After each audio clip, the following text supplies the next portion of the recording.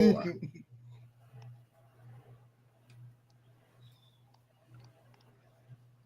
everybody. Welcome to the second hour of the Santita Jackson Show here on AM 950 Radio, the voice of progressive Minnesota. It's a joy to be with you today. I want you to meet me on Blue Sky.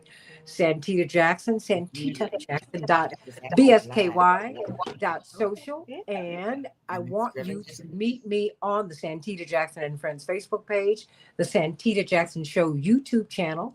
And, I'm still on X. That's right, at Santita J. I'm talking with my dear friend, Dr. Maxwell, brilliant economist, about news that was rather unsettling today. But I mean, amid these job losses, UPS is going to put 20,000 people out of jobs. Wow. What is that going to mean? And we're seeing just job losses. They're massive.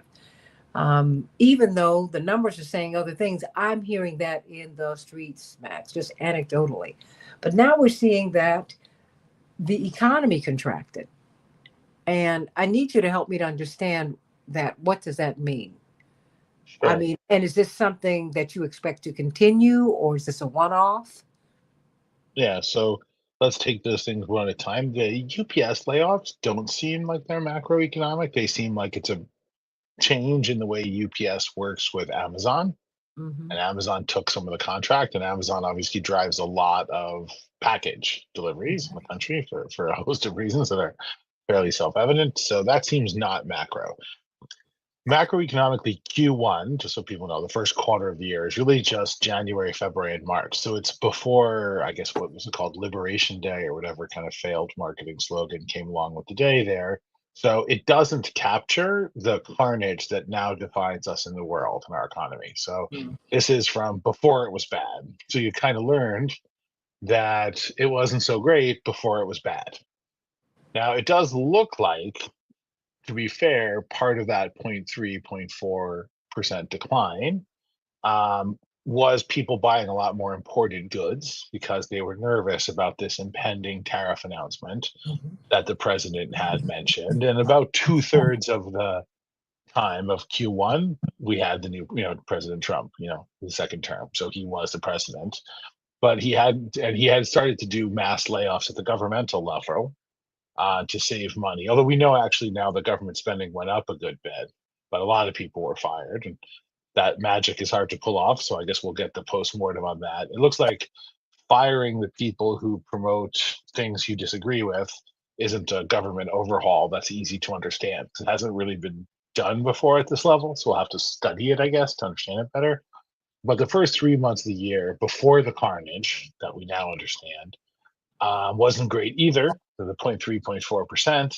And so some of that drawdown was people buying a bunch of imported goods on the assumption, which in retrospect looks pretty smart, that things were going to get worse, i.e., tariffs, and make imported goods more expensive, right? So that seems to have modulated things down.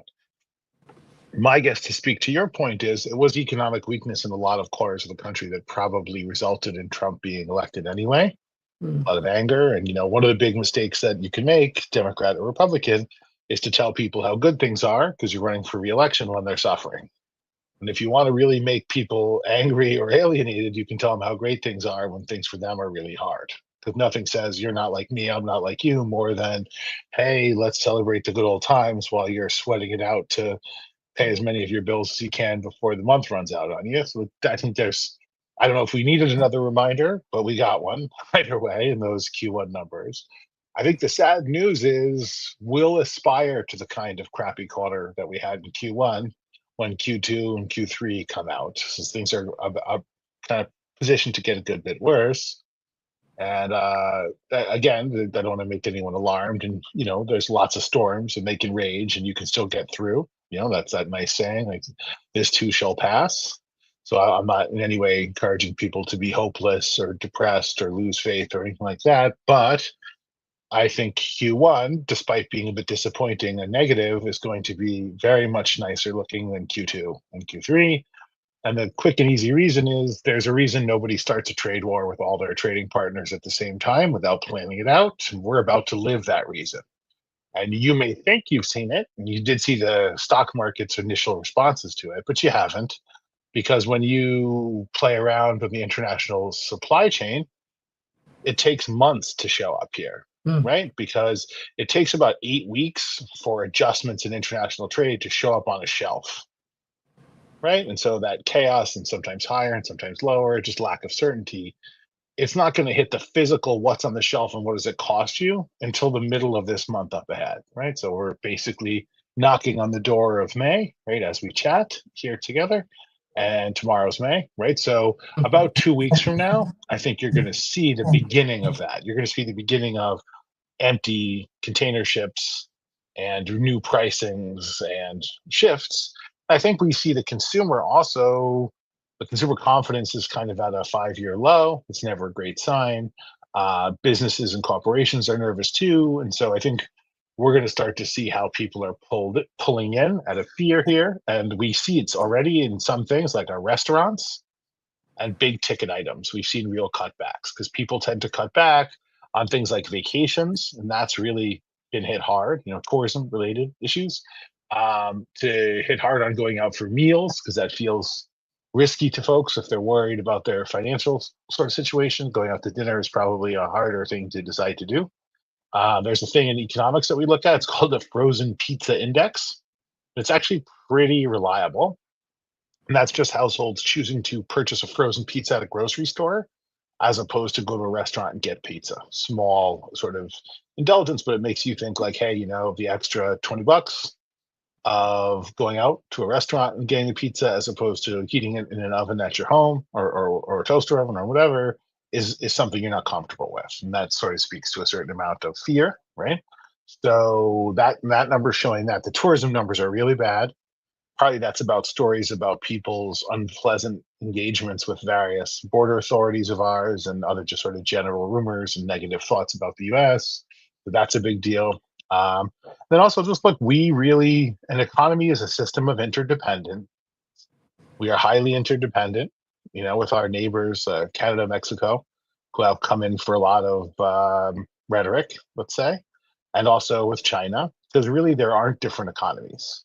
Really, our economies are pretty integrated, and we've spent the last 50 or 60 years integrating them.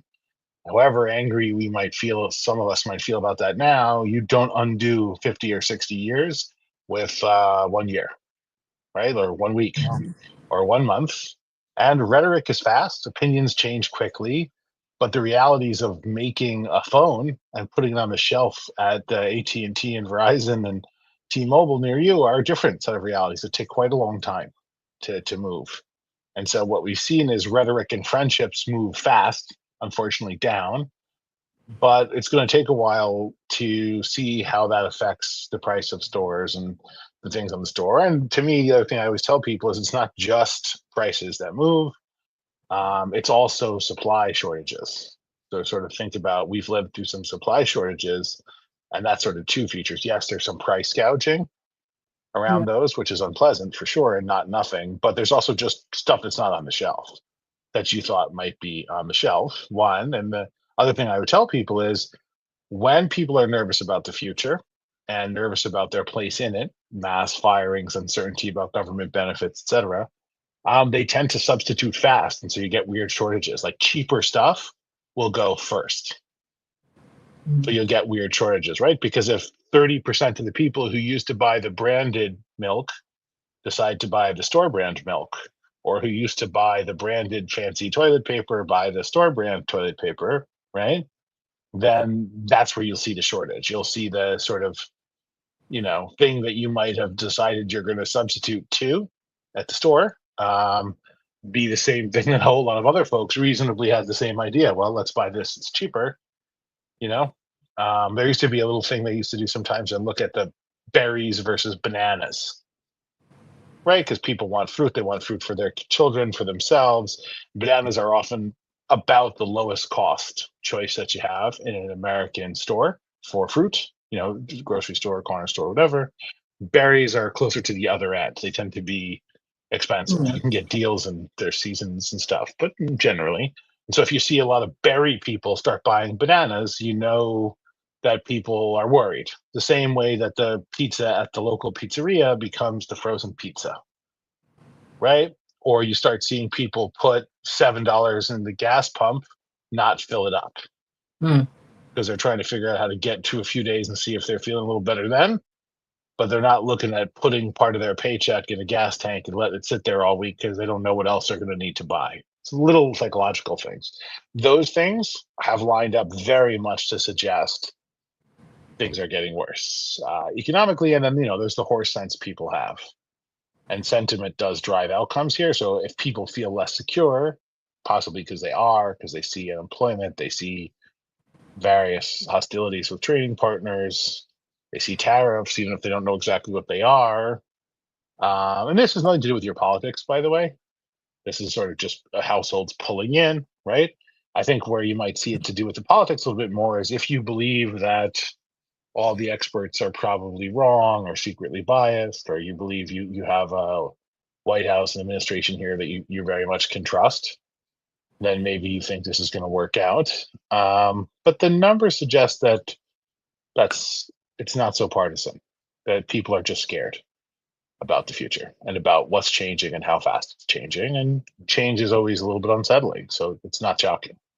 And you're saying we're at the beginning We're of going into challenge the part. beginning. Yeah. Wow. We're Like going. like anything tough, you'd love it to be over, right? And sure, the future's not unknown, it's unknowable. But as a professional economist who spends hours and hours every week and sometimes every day reading through these things, I would be very surprised if Q2 isn't a lot worse than Q1. That would be very surprising. So The Q2 kind of because surprising where you take your glasses off, you read everything from the beginning, and you start to think, where do these numbers come from? Surprising. Obviously, if you don't have glasses, it's a mediocre analogy, but if you do, no, no. I yes, mean, so do you before you go? I mean, what do you recommend that we do? Because I know some people who are now beginning to stock up. I'm going to bring you on, Livonia, in a week before we even pivot into the conversation about schools. I mean, this is sure, something that people are talking about this everywhere all the time, and people who have a little bit of extra money, they're trying to buy extra toilet tissue, sure. extra cans of sardines, salmon, tuna. I mean, anything because people are expecting a hit, but everybody cannot afford to buy extra anything. I Sure, mean, make a now people are budget. having using afterpay and these, pay 2 weeks from now. They're using these systems to pay for groceries and now for Sure, rent. How is that sure. going to work? What are people going to do? Yeah, well, the price movements don't affect how much money you make or how much your life costs, except for that you can make a budget and look for what you can remove or move around in there. That is sort of interesting. But I'd say again, and I've said it before in your show, I don't know how useful it is, so sorry if it isn't. There are no individual solutions to social problems. So Mm, having a community, having people who you help and who help you is going to be extra essential, right? Because we're not just getting poorer as a country, we're not very good at being poor. no. So being poor with a rich person's worldview works really badly. And that's the situation America's in, right? So Mhm. get worried about how you and your community get through this. Get less worried about how rich you're going to be someday soon, right? Because among a lot of other reasons, you're not going to be that rich soon, most of you. But it's separate and apart from that, you got to get through this to get to whatever future has in store for you, right? And then just ask yourself, are you a priority to the people you voted for? Mm. And if you are, great, remind them. And if you're not, don't vote for them again. And Because let the them other know how you thing, feel, no matter yeah, what, because whatever it is, whoever Trump is or is not, whoever voted for him or whoever did not, he still be president, which means he's your sure. president, and you need to let him know how you feel about this. Yeah, every See, I senator, see. every I'm representative. not taking the next 4 years off. I can't afford Yeah. that. And look, if your guy is in there, great, but you still have to fight for tomorrow and pay your rent and fill your Yes. car. And if the person you like didn't win, same, right? And look, whether you voted for this person or not, you're living with other people. You're all dependent on how this goes, right? And so, like, you are in a community, and the community needs to have priorities. And if you're not a priority in your community, make sure that you're in a community that does make you a priority, right? The part that I still don't understand, and we'll see how this plays out, is the people who work for the federal government, our neighbors, us, right? They were just fed into the meat grinder, and no one seemed much to care, and there wasn't much Mhm. response. Like the DEI stuff, the women's stuff, the school stuff, they got hammered hard, and there was no show up on that. The Mhm. stock market went down for 5 days, and people started talking about revisiting their politics. Don't be Well, angry and bitter, but pay attention, right? Because if your suffering for months is uninteresting or exciting, and somebody else is suffering for 4 days is intolerable, you know where you stand. You don't have to like it, you don't have to dislike mhm. it, but do something about it unless you're cool with it. And then, eureka, you got to the top of the mountain. But if this isn't your world and you're not a priority in it, then ask yourself how to become a priority in it, because no one else Mhm. is going to make you a priority if you don't. No question. But I will say this as when you go as you need to. Corporate media freaked out over the stock market. I did too, and it's my job to worry about that. So I get But it. I'm not, yeah, most people don't don't have that kind of exposure. At least they don't. It's not uppermost in their minds. What people are looking at understood. are Shouldn't be. groceries, and Sure. I can't drive my. And this has And been rents a and lot of car people. payments Car and payments. I tuition cannot payments afford and gas. I'm trying to feed medical. kids. Oh my Yeah, God. all that stuff. Right. And Yeah. All if right. those freedom freckles come for you because you've turned your back on the vaccine, it might not be cheap, among other things. And so, yeah, you do have to kind of think it all through. Look, I always Well, I'm sending appreciate you being much here, love. but I'm going to run and not get a fine for being late to pick up my daughter. But I hope to join you soon. Pleasure to get a chance to speak to you for a moment, Livonia, and always pleasure, Santita. Talk soon. Sending My you much pleasure love. too. My Take love to care. Thea. Thank you. I will tell her. Very kind. Absolutely. Much love. Wow, that's a lot. As my brother says, we're at the beginning of the bad part. He said, we're entering into the beginning of the tough part. And so you can unmute yourself, Livonia, because this is before we can even get into the schools. Let me just ask Yes. you, just because you are an award winning producer, television host, radio host, you're also an activist, but you're also a political operative. So you've worked in presidential, local, state campaigns. You still do, and you're having to talk to people. And now you've got Governor Pritzker who's saying, he's railing against the do nothing Democrats. You've got David Hogg, who's the vice chair. I'm throwing a lot at you, but I'm not throwing, this is not a question as much as it is a frame, right? Yes. You got the vice chair, who's a very young man, who's saying, okay, he's pulling together $20 million to primary Hmm. Democrats who are doing nothing. Now, mind you, he's leaving Pelosi, Clyburn, Hoyer, the leadership alone. Okay, I got that part. And you got the person who the Democrats rejected, unlike the Republicans who didn't like Trump, but they didn't reject him. They said, well, if this is the horse that's going to get across, who's going to break the tape, we're going to ride him. Democrats tried to bury this guy. He's still the one 9 years after Trump first ran. No, 10, because he came out in 2015. He's pulling 10, 20, 30, 50, 60,000 and up. If there's a rumor that this man is coming out, Bernie Sanders, everybody's coming running, including Trump's people who were on the fence about him in 2015, 2016. Hmm. There is a lot. Are you feeling I don't this economic issue we can't write off, Livonia. From what We from what I'm really hearing, we people are can't. scared to death. Right. We can't write it off. I wouldn't care if your check is 1,000 a week or 100,000 a month. Everyone right now, regardless of party, in this country alone, is being impacted by the policies, the decisions that are being made in the White House. Everyone at some level. You just mentioned that the stock market uh, experts and executives nearly lost their minds when they were impacted. But at the same time, moms and dads who have to pick up their children, they're being impacted. They students. don't care about the No, ants obviously not. And, or and, the and milk. I want to speak to what you just said. Remember, you said the corporate media. Yeah. Corporate media is not talking about the student who has to pay off their debt today in order to graduate tomorrow. The corporate media is not talking about that. But you will get up in the morning at 6 o'clock and they're talking about the stock market, but they're not talking about Jane and Dick and Jesse and everyone else who has to graduate, who want to graduate, but have to go to the and pay off their bills today. That is not the lead story. The lead story is not about the community. The lead story is not about the neighbor that you have. The lead story is not about those individuals, but that is the masses. And until the masses decide, like Max said, that they become priority, their voices have to be heard. So it has to be a choir of individuals in the neighborhood, in the churches, in the schools. They're saying, my child matters. My child is going to graduate. My child needs to be picked up. My child needs to eat well, not just eat, but eat well. We need better water, better health care, better housing.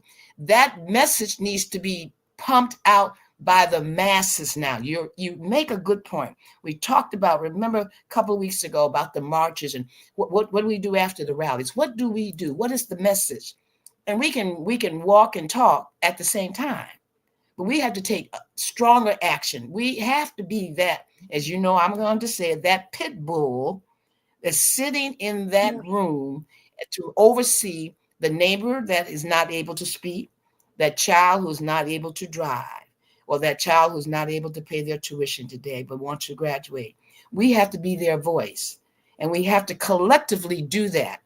We really are all in the same, just that Max said, China, Mexico, Canada, we're really suffering. Canada is talking about, just think about, our suicidal hotline was dismantled in America, just so folk will know that. Canada built a nationwide and connected the United States to their suicidal hotwire. There's a number that you can call that originates out of Canada. It doesn't originate out of America. Well, see, and you're in Detroit, so Yes, you have another yes, relationship with Canada that most of us don't. You cross yes, that Windsor Bridge, and you're yes, there because you all do a yes, lot back and forth, unlike many people in the United States. But I yes. want to bring on Dr. Sonia Whitaker, but because we need to talk about that too, because some Americans, I'd say at the south, from to the south, in Texas and Arizona, these border states, and those who are border states at the north, and quite frankly, those who deal with shipping on both coasts, you have another view of the international world. Those of us who move indoors, I mean, inside, like Mhm. Chicago, unlike Detroit, you become more insular because you're more insulated. And that's, the fact that you got a suicide hotline that A is going suicide crazy. hotline. The number Crazy. came out yesterday, just so folk will know there is a line. They're not leaving people alone. And so we have to look at there's a global problem for people who are in need. Well, I gotta loop through Canada if I'm having that kind of trouble. Dr. Sonia Whitaker, it's just too much. I mean, Oh, I- hi. and my two beautiful black queens here, Lavonia Perryman, award-winning journalist, and Dr. Sonia Whitaker, one of the top educators in the country. I always like to surround myself with people much smarter than me. Is there anybody in here who can teach me to read? That is her book. Seriously, you can't make this up. I mean, because that is true. That is the question. And that's the question you're asking in Detroit. That's what they're asking in Connecticut. You've got students who are suing the school systems who are saying, Yeah. I went to college illiterate. Wait a minute. You actually owe me more than that, but actually, because you don't have a constitutionally protected right to read, Mhm. to be educated, if they took that to the Supreme Court, you would get treated the way our vote was treated in 2000, when the Supreme Court justice said You don't have a constitutionally, you don't have a federally protected right to vote. So no, we can stop this count right here, right now. And that's what happened. And ultimately, Al Gore did win. He won the state of Florida and he won nationally. Wow.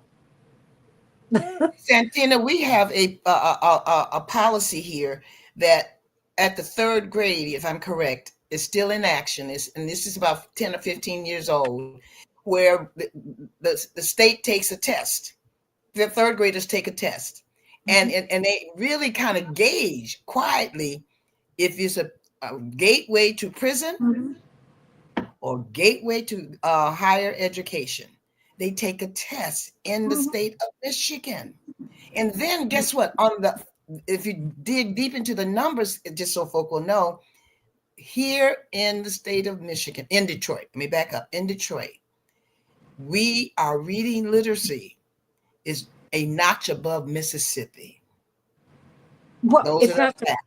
it's not surprising. Look, we don't want to. The thing is, it's not that our children are unable to. It's not that they cannot learn, Dr. Whitaker. The fact is that there's been a decision not to Mm-hmm, teach us because mm-hmm, you want to manage us and not govern us. You govern educated people. You manage people who don't have an education. And I don't mean, I'm not talking about degrees because there are different, you have different ways, there are different intelligences that people have. Most people lawyers can't figure out widgets. I wouldn't put them in shop.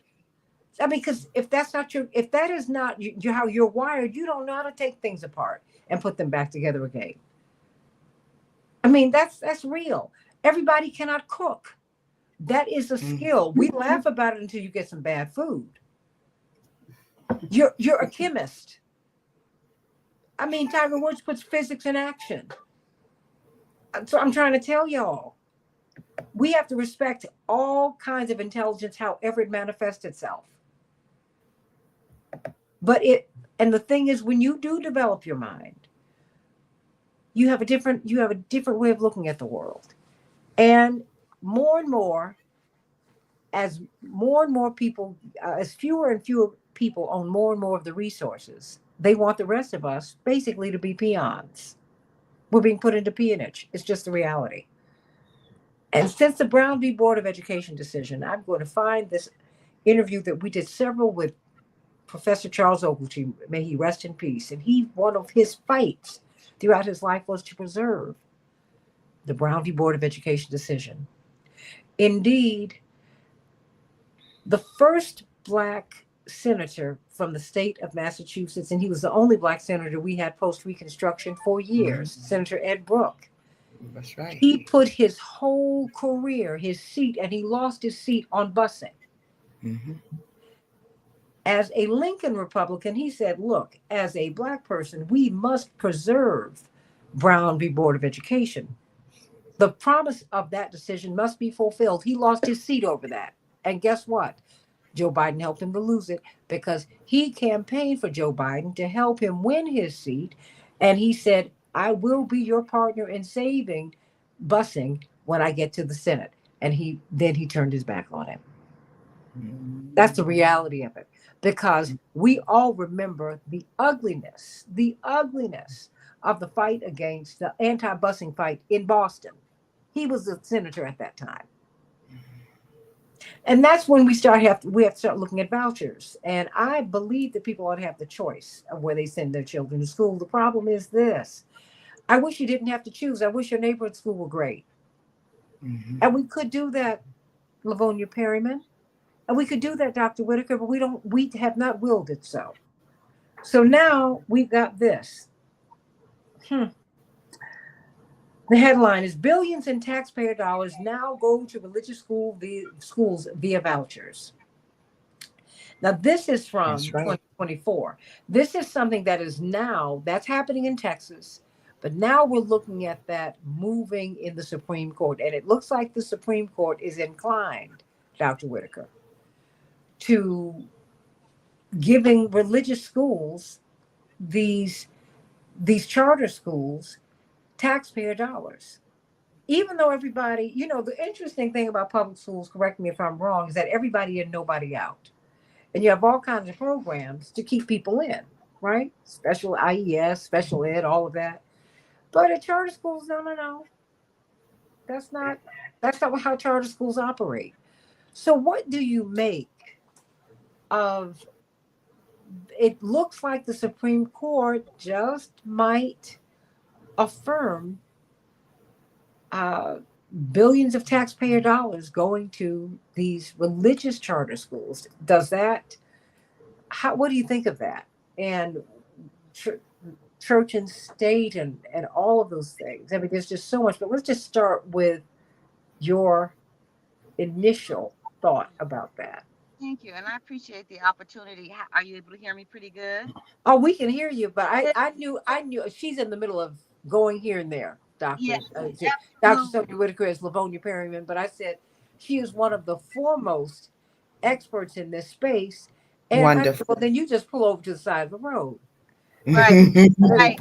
Let me tell you, see, I'm like chomping at the bit to respond to this question because I want to say um, and that this wait a minute, is and she has been a superintendent of schools. All She's right been a now. deputy superintendent of schools. Mhm. Dr. Whitaker has been a teacher in schools. She's been an administrator in schools. She has been an educator at every single level. absolutely. That is why I brought her here. And that is why when you're looking at News Nation and CNN and MSNBC and Fox and everybody else, for her not to be there talking, to me, Yes. it's an insult. It really is. Yes. It really is. And I will share in response, and thank you, Santita. In response to that question, the reason why I said that I am chomping at the bit is because this is actually a double whammy to that the public schools are experiencing today. I do have a new Mhm. post. I'll share more about it. I kind of want to hold it right now, but I will say this, and that is I am feeling this not only as an educator, but as a school district official, where at the same time, there is movement being made to strip public schools of public dollars to educate our children to go to religious schools and the like in the form of vouchers. That's one side of the coin. I remind you, the other side of the coin is that literally while we're in the office, while I am looking at budgets that have previously been allocated to our school district via federal funds during this administration, in many cases the funds are being frozen.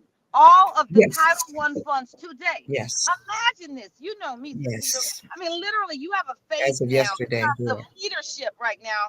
There, I literally am looking at a computer where this time last year, by April the 9th, in the state of Illinois in particular, probably all states, we knew how much of the federal funds we were going to get to feed children, to provide training to teachers in our systems that needed the most, to provide after school, before school, and enrichment programs to students that need it most. We literally, to this day, have a zero budget for the 20. I'm sorry, I'm Mhm. going to 10 already. We have a zero dollars today, $0 in the budget. I can pull it up on the screen for in terms of the planning for 25-26 school year. Now, unlike more affluent school districts like the one that I serve and the ones that serve majority minority and students and majority students experiencing the impact of poverty, the greater degree of our overall budget comes from the federal government in the form of those title funds. Imagine this. Students get out of school in the next 6 weeks. Mhm. I'm positioned like many of my peers to be able to are supposed to be able to plan for what happens. Summer school is actually at jeopardy for school districts who planned on the federal funds for that. Whoa, whoa, Now, whoa, what do you what do you mean by that? meaning many school districts that serve majority minority and majority students on free and reduced lunch use our federal dollars. I'm having a moment because I'm kind of thinking that we should probably making a big deal out of that right now. Yeah. Use those federal dollars to fund our summer school programs. And unless school districts are able to pull from other pots, many school districts will not be able to offer summer school this summer. Summer Mm. school. Summer school. Wow. I'm bringing it closer to home right now. I'm talking about like 6 weeks from now when students get out of school, and reiterating the fact that by now we would know what that budget is to plan for. And so, going back to your initial question with regards to the impact of vouchers and the like, that's I was saying all that to say that we're actually experiencing a double whammy. And so, in the event that the Supreme Court rules, much like Ohio did, that you can pull from the taxpayer monies that is owed to the traditional public school and move it toward the private schools where most affluent students actually attend, that will disrupt and destroy our ability to provide quality services to America's children who need it most. And with everything in my soul, I believe that it is a deliberate attempt to ensure that the marginalized remain marginalized. Is this? I've always struggled with, not struggled with. I've said, wait a minute, either you're a public school or you're not. And so the voucher system creating this parallel school system, which is what the charter schools are. And look, everybody, I'm not anti-charter schools. But what I'm saying is, I have a problem with the fact that you don't want to educate children. Because, I've Michael Jordan didn't come out of a charter school. You know, they don't have the sports programs. They don't have the music programs. They don't have, what is it, the IEP programs? Right, right. I mean, They're able to it's pick, they're able to pick and choose. And then another whammy is that they're not held accountable to the same level of standards that we are as school district officials in the explain that. traditional, meaning that the label, what Santita knows, I hate the label failing schools, because I don't think schools who fails, the society fails kids, not the actual school building, so to speak. But where I'm going with that is that our students have to produce on a standardized test. They have to produce a certain level of results. And when students don't produce, schools and school districts get a grade, Suffer A, B, C, D, E. financially.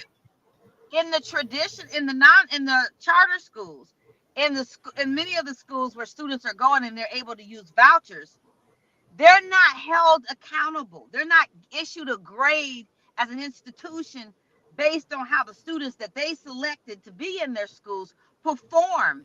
That already unlevels the playing field.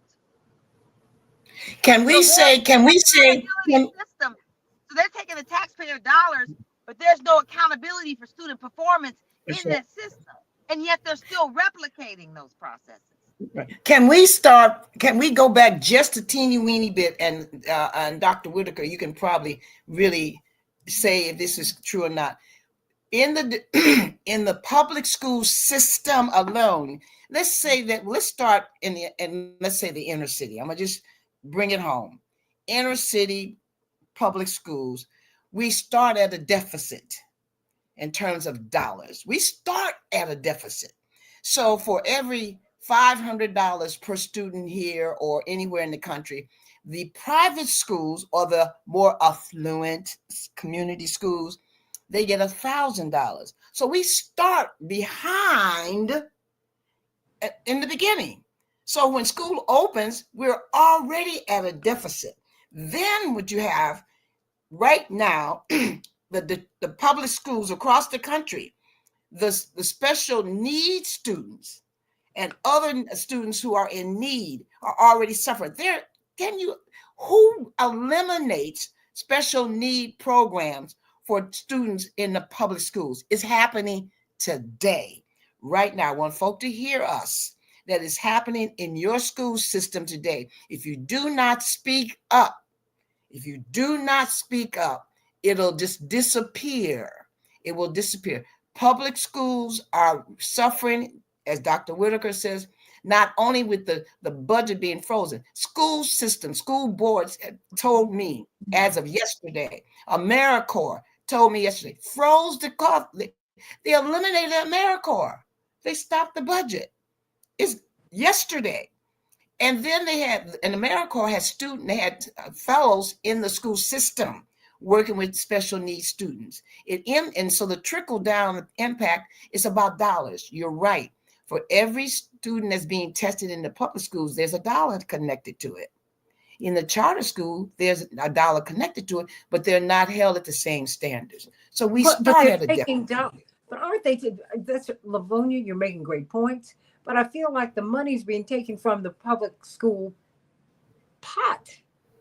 That's the big. You know, Yes, I mean, and you know, and I went yes, to one of those public yes. schools that, and it's only looking back that I really see where it was. I knew that I wanted to go to Whitney Young because it was the school to get if you could get in.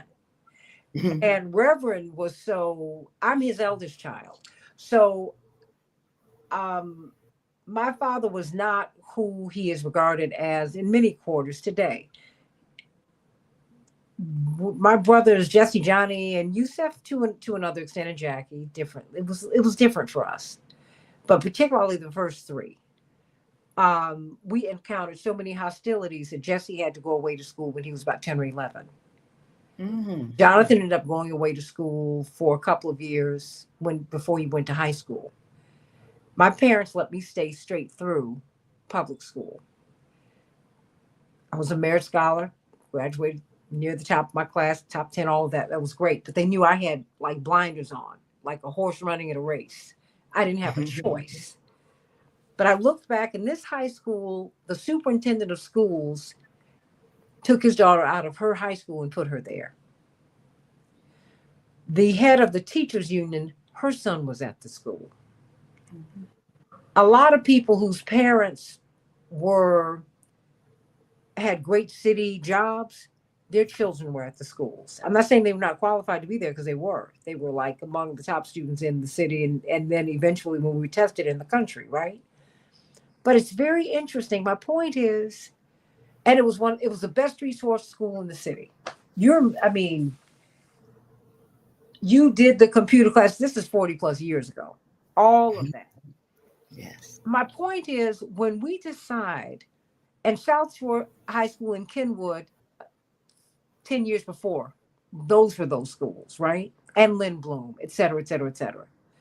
And you've got Cass in Detroit and other schools. You have them Yes. everywhere. Yes. When you decide to make a great public school, it is unbeatable.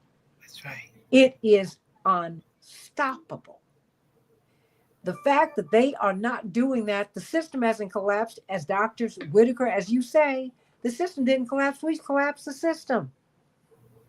So what do you say? What if the Supreme Court affirms that religious charter schools can get billions? Because they're doing this in Texas already. I only have like 10 minutes left. And the majority of it has got to go to you. Because we're going to have this conversation again, Livonia. Because the media are not portraying it in a way that tells our story. They're not. The corporate media, they're not. And Dr. Whitaker has worked in the wealthiest communities in the United States, that she has chosen to go back to the poorest. She's like, wait, let me tell you what I saw over there. These kids, what'd you say, get Apple computers? Yeah, Well, 16 years ago, they got iPads? Apple computers, black leather book bags. That was 16 years ago in their Come floor. on.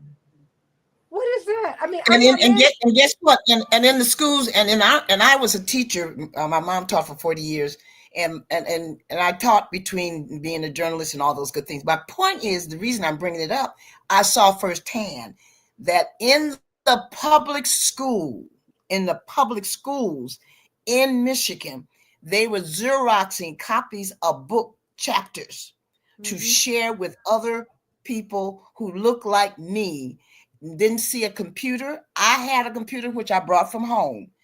They had printed materials that they had to share. That's a fact. So when I say that we start at a deficit, here we are talking about computers in schools. Labs, they have labs. They don't call their schools camp, they call them campuses. So let me add to that and say Santita knows this story. At the same time that I left leading in one of the most affluent school districts in our nation here in Illinois. I took my first superintendency in the south suburbs of Illinois, literally just about 40 minutes away from one another, and my students did not have playground. There is no sidewalk. And so I literally went from a system where we were, this again, 16 years ago, we were giving out Apple computers pre-COVID, to up the street and around the corner where majority of the students were Black and brown, and they had no playgrounds, no sidewalk, no nothing. Nothing. You remember when Reverend was taking, he would take you to, there was this public school here in Chicago that had, the pool wasn't even filled. No water in it. Yeah. And then he'd take them to, I'm sure you did one of those tours with him. There was another tour in an affluent suburb of Chicago, just across the city line, where it was like a spa. It looked like a prep school. No, a prep school. Because these prep schools, because my brothers and my nieces and nephews, everybody went there but me. I'm not mad. No. What I got worked for me. It worked for me.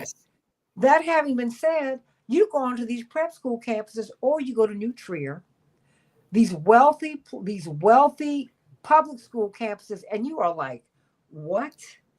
Wait a minute. They are called campuses, and they have labs. Campuses. Right. They don't have cafeterias. They have dinner rooms. Well, hold on. Superintendent, right. Well, I've got this former superintendent here who's about to make an announcement, but not here. And when you do, I'm here for it. Okay. Dr. Whitaker, I have about 5 or 6 minutes left. And I want you to comment to Livonia, because this is, we're watching this in real time. Yeah. And we are still, people need to understand the fight for Brown versus the Board of Education is still on. This was never just about Black and white kids sitting together. This was an economic decision. And now white kids are going to feel it. Now, and we got to get out of the thinking where we believe that just because a school is private means it's superior to a public one. That is a lie. It's a lie. And do we want to educate our children? They deserve it. Wherever their intelligences are, if they are vocationally brilliant, if they are academically brilliant, they deserve the opportunity to soar. We're not giving that to them, Dr. Whitaker. And that makes me think about something that your father made very clear, Reverend Jesse Jackson said to me once, reminded me rather, that as a people, we've always had to fight. We have always had to fight. And the stakes are high. They are very high right now. And so in terms of where do we go from here, I don't think that we can reiterate enough how important it is to organize, and not just to be in the room, but to use the groups that we're a part of. I saw that one of your listeners commented on that, to use the about the boule and everything. You're right, because wait a minute, let me say that, because we're both, you're an AKA, I'm a Delta. Right, so that stood out to me. Yeah, I mean, because you know what, with all due respect, I am tired of everyone raining on the Divine Nine and the groups that we're all in, Livonia. You too. Yes. Wait a minute. We do all of our work. Yes. We do. But the thing is, everybody else has got to do their lift too. Yes. And you're going to have some people who are in all these groups who look, Black folks have groups. And you know what our sororities and all of these groups did traditionally? They would help us when we were living in segregation. Mm-hmm. These were the houses where you were able to stop. That's right. Stay.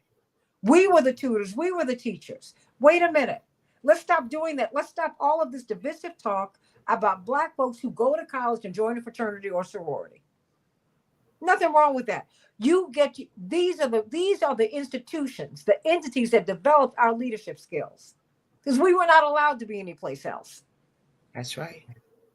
So let's just stop. Yeah, having a cotillion, that's important. For some, I didn't participate in it, but doesn't mean it's not important. It just wasn't going to be important to me. But to take these young ladies through this process where they learn to eat in public and dress properly and have live them that moment. There's nothing wrong with that. The Sweet 16 problem, there's nothing wrong with the Sweet 16 party. Stop that. And I love you, correctional officer, for the lockdown, but that's where they are. Where's the boule? Reverend's not in the boule, but he and Jack and Jill, some of these are your leaders right now. There's nothing wrong with that. There's something wrong with wherever you are, you sit on the sidelines. So these last 5 minutes or so, I'm gonna stop talking. But girl, you should have brought that up for me, making my hair stand out like this. That's the nerve. I mean, really, it is, because it's like, wait a minute, we don't have time for that right now. All hands on deck. Right. All All hands on deck. And Okay. your father says that we're all in the boat together. Either you sink or swim together. Wait, and guess what? Because you just said, Dr. Whitaker, and pardon me for pointing, you just said, in 6 weeks, Livonia, Dr. Whitaker, Sonia, girlfriends, these kids, schools are going to close. Yes. They won't be eating. How are they going to get breakfast or lunch? Yes. What? And you're telling me that summer school's not an option? What about the kids who were struggling this year, who needed to go to summer school? What, are we going to put them back another year? And if you put them back, and remember, when they go to summer school, we feed them breakfast and lunch. And Okay, some schools feed them breakfast and lunch. The federal funds cut off the lunch. The money's available for the free and reduced lunch. So in many school districts, we feed them breakfast and lunch and send them home with some dinner. With a snack. Right. And families depend on that. Families have been depending on that for years. Because guess what? Some of these teachers find the extra lunches and send and know that you have a mother and you have siblings at home and a father and you need some food. So that's boule too, correctional officer, for the lockdown. Sending much love to your granddaughter today. I love you, my friend. You know that. Dr. Whitaker, these last 5 minutes are yours. You all have gotten me. I cannot believe I'm this wound up at this hour in the afternoon. What? Yeah, and we should be, because the school system right now, as an institution and a support system, in many cases, is all our children have. It's all that they have. And so when there are deliberate attempts, I call it when the law is breaking the law, when there are deliberate attempts to continue to create structures that ensure that our students don't gain access to a quality education and now food, because at the same time, there are threats to the SNAP program. So the little bit of money that grandmama, grandfather, mama, dad, auntie, and the like had available to pull together for a midnight snack is also at jeopardy. And yet we expect students to come back to school the very next day and be ready to grasp key concepts. And when they don't, we say that the school district, the officials, are failing students. Wait, in the meantime, they're giving more money to these institutions that won't let many of our children in or will push them out first. Absolutely. That is true. Wow. I cannot even get to the church state argument. I mean, I'm trying to. Our children are more likely to be suspended or expelled from school. I mean, what are you talking about? About 5 years old. Right. 5 years old. More boys are suspended. More Black boys are suspended from school than any other population in Michigan. But I got to add to that and connect it to what the current administration is doing. Along those same lines, just last week, President Trump signed an executive order that said to school district officials that we can no longer collect student discipline data based on race.